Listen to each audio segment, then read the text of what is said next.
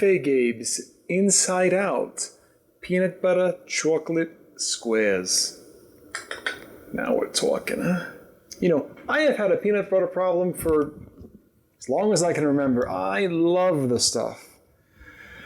But chocolate, you know, I am a lot more of a vanilla guy than a chocolate guy. Always have been.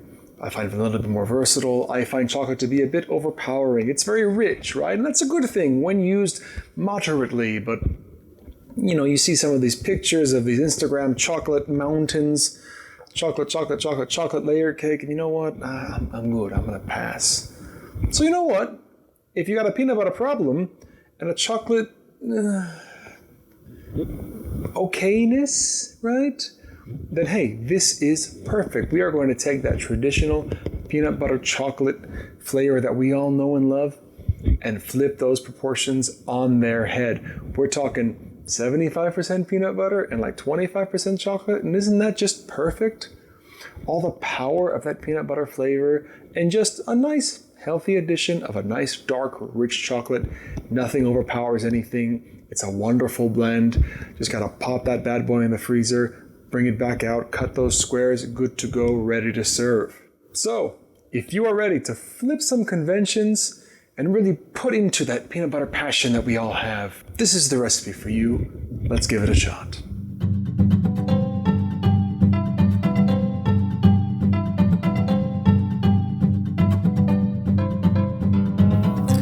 I'm gonna get my whole jar of peanut butter into this bowl. That's roughly 16 ounces, so about a pound. There's going to be some thick boys. That's all right. That's all right. Cut smaller squares if you're thinking about portions, or just have you a big old square and enjoy. It is up to you. So the first thing we actually want to do here is get our chocolate melted, because ultimately we really need that to cool off to room temperature or lower as quickly as possible. I have 1 stick of butter here. What I'm going to do is try to cut for about a tablespoon and a half, roughly, and just throw it onto those chocolate chips. I'm gonna pop this in the microwave for about 15-second intervals. Go at 15 seconds, give it a look. 15 seconds more, give it a look. Once you see that it's starting to melt, give it a little stir. 15 more seconds. We do not want to overheat this chocolate. Gosh darn it, if we overheat it, it's going to be ruined. So, nice and easy, nice and slow. Once it looks almost entirely melted, stop, stir, let the residual heat finish the job for you. It's the exact same thing we're going to do with our butter and our honey. Now that the chocolate is cooling, we can get our peanut butter started. So, same deal. The rest of our butter, I'm going to put into a little cup here to make it easier to melt. On top of which I'm going to guesstimate about 2 tablespoons of honey. 1, 2. Boom. Beautiful. Same deal. I'm going to throw this in the microwave at 15-second intervals to get that butter melted and that honey melted as well. Let's go and do that now. Last but certainly not least, our peanut butter. This is the name of the game. This is the star of the show. But we're going to treat it just like we treated everything else and go in 15-second intervals in the microwave, looking for a liquidy sort of consistency. It's going to have a little wobble to it. It's going to look a little less viscous. That's what we want. From there, we will pour in our honey and butter mixture ever so delicately. Look how liquidy the peanut butter already is. Don't hesitate, or you're going to make a huge mess with that peanut butter, or with that honey butter. Just pour it in. Don't let it drip down the bottom of the mug. Don't do it. I know you want it, but don't do it. You're thinking about it. This bowl may be too small. Mistakes were made. Yes. Stir that in until it's homogeneous. We want one good mix. And then we can begin to lay our initial layer to make a nice foundation, peanut butter concrete for our squares. So here we go.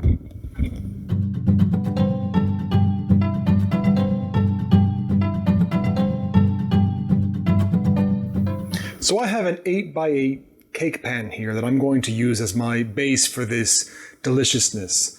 I'm also using aluminum foils. It'll be much easier to pull. I mean, I don't know how else you get it out if you didn't use something as a liner in between the pan and the peanut butter. It won't stick in any kind of way. It'll just be, once this is nice and set, we can literally just tuck the tin foil pop right up. I would normally use wax paper, maybe even just parchment paper. I don't have that currently where I'm staying, so aluminum foil will do fine. I'm sure plastic wrap would do fine. Some sort of medium between the cake pan itself and your peanut butter. We're going to start by putting in about half of our peanut butter mixture into the cake pan. This is going to give us that solid foundation. Let's get the peanut butter in there because it does need to chill in the freezer for at least 20 minutes to solidify.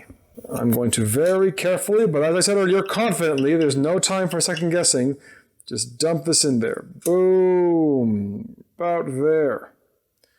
About there. Oh yes. Gonna give it a little tilt, little lean. Be sure we're trying to get as much of it as we can.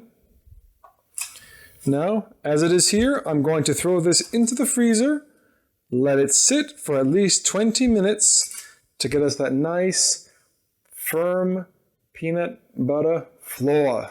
Here we go.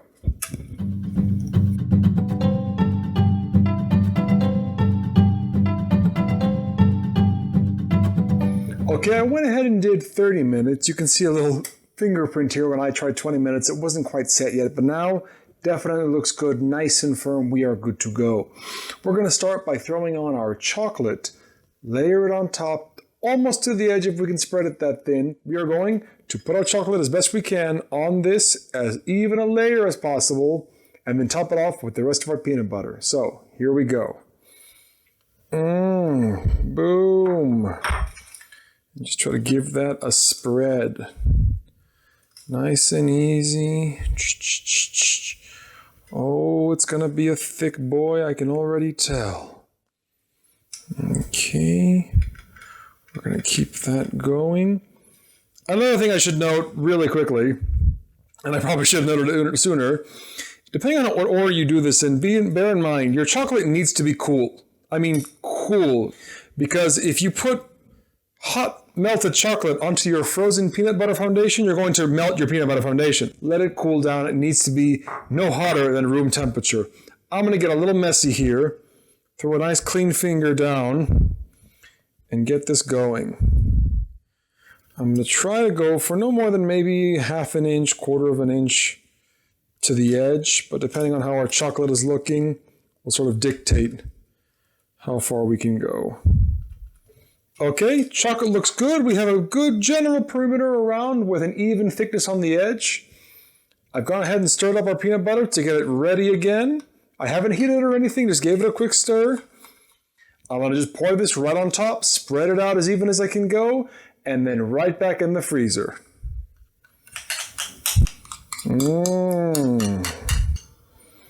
Here we go. Want to cover that chocolate as best as we can. I'm going to give it a little tap. Beautiful. So, as this is, I am ready to throw it in the freezer. You would need to chill it for at least 30 minutes, but I am going to do overnight. That way, there's no question, everything will be nice and solidified. None of this will freeze solid, right? If you somehow get a frozen solid peanut butter chocolate square, I'm not sure how that would have happened.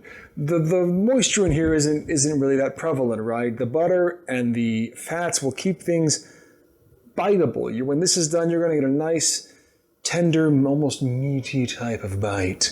Guys, I am excited. I guess I have to put this in there. I'm going to go to sleep. When you see me next, I might be shaving, another shirt, maybe a new haircut. Who knows? But I guess I'll see you in 8 hours.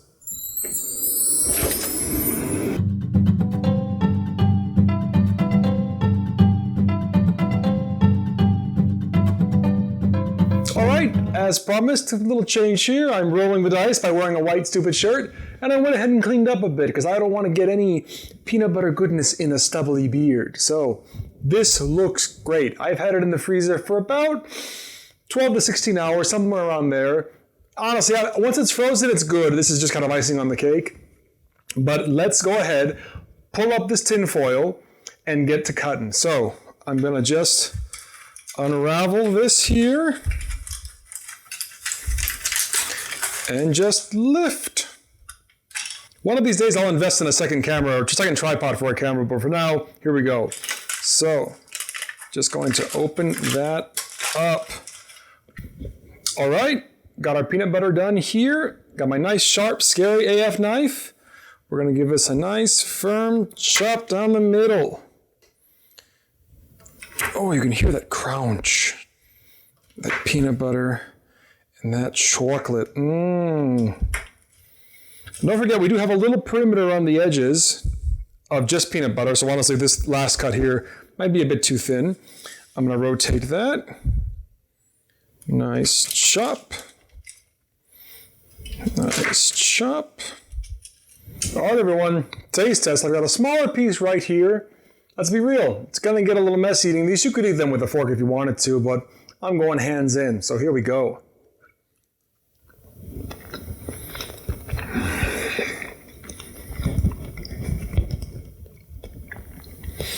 Peanut butter and chocolate. That is a way to live one's life. Guys, this is just it's perfect in every way. It's not super sweet. You know, we put a bit of honey with the peanut butter. Chocolate's a little bit sweet as it is, but it's nothing overpowering. Peanut butter itself has a little saltiness to it. We did use salted butter. So there's a good mix there of sweet and salty.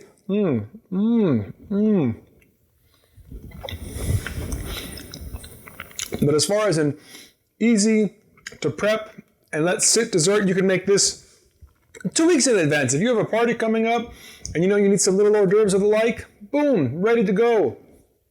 I would almost say maybe a wider dish would be better, only to make them a little thinner so that they freeze a little more solidly. I will say that these are extremely creamy. They're extremely, well, delicious for starters, but they're also extremely soft.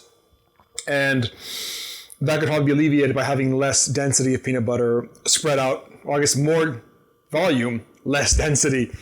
Then that's kind of a way you could alleviate that kind of an issue. But again, put this on a plate, everyone's got little forks, you'd be good to go. But I mean, it's peanut butter chocolate. No one's, unless they got an allergy, no one's gonna complain.